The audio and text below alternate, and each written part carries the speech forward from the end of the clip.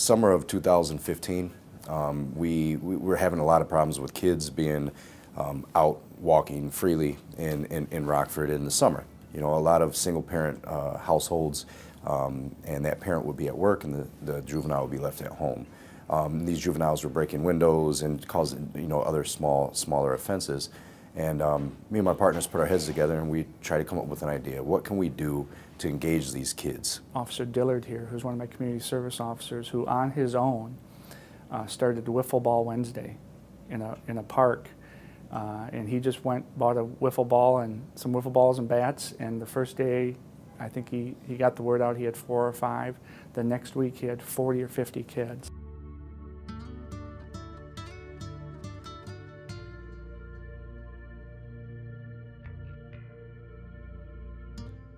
Procedural justice is the tactic.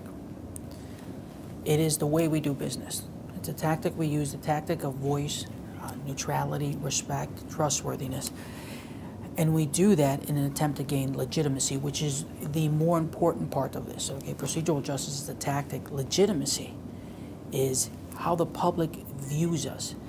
This training is important to the thousands of line officers that are out on the street. From this training, they begin to understand what do they get back, and things they get back: safety, compliance, cooperation, information, those kind of things they start getting back, less stress.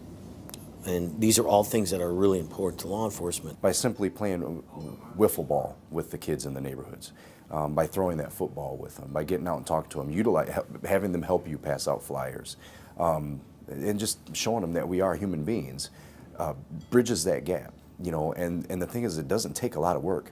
Essentially, we practiced procedural justice when we did this course. So we listened to what they wanted, kind of addressed it, and gave it back to them. And then we used a kind of educational format. And we're having difficult conversations. It's taking a look at ourselves and what's going on with us, and we had to be open with that. And part of that was our cynicism. We had to look at our cynicism and talk about it. The veteran officer, myself included, you become very cynical. And personally, this class just seemed to kind of recenter me.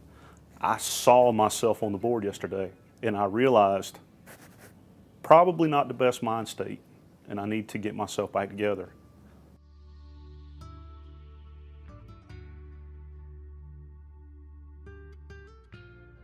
One of the biggest things that hit home was, I would say, from a health benefit. You know, I deal with officers that have had heart attacks while on duty, that are off because of health, stress, you know, high blood pressure. And, you know, to formulate things in a process that will make things easier or, you know, enable them to perform their job and not be so stressed out is definitely a benefit. This is career survival. This is, you know, fair and impartial policing, judicial procedure. It is career survival for the world we live in today. And unless you have a good basis of this training, you're not going to be a successful police officer. It's just the bottom line. I think this is a good way of rebuilding that community trust. It's a good way, it is the future of law enforcement.